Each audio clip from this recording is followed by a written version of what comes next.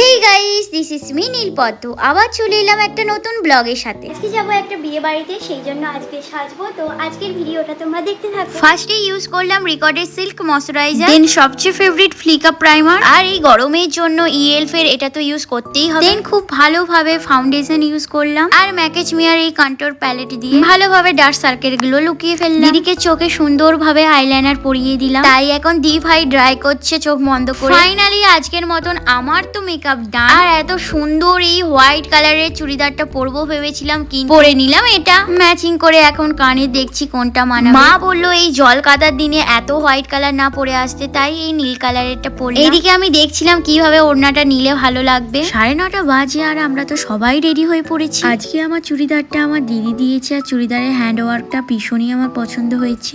Background কিন্তু ignore করবে, কারণ আমরা রেডি হওয়ার সময় এরকমই হয়ে যায়, পিছনে সবকিছু অগোছালো। কেমন লাগছে অবশ্যই কমেন্ট সেকশনে জানি। ও নিজে নিজে কিন্তু মেকআপ করেছে, আমি কিন্তু করিয়ে দিই না। দিদি তো এখন নিজেই ভালো মেকআপ করতে শিখে গেছে। ভোর ভোর আমাদের দুজনের জামায় কিন্তু ফিটিংস হয়নি, আমরা মানে তালি তাপ্পা মেরে ফিটিংস করেছি। তো চলো আর দেরি না করে এবার বেরিয়ে পড়ি।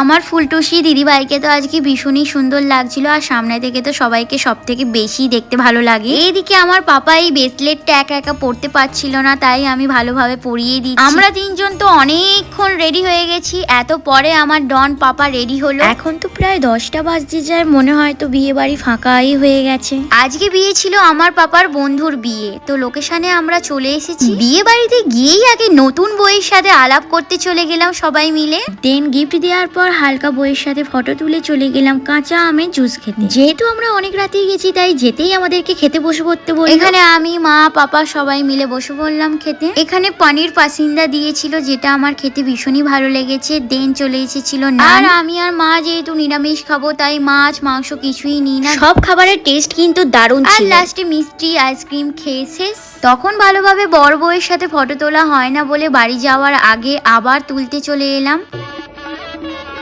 পাপার ভালো করে ফটো তুলে দেওয়ার পর আমরা সবাই পাপার সাথে একবার করে বসে বসে ফটো তুলে নিলাম।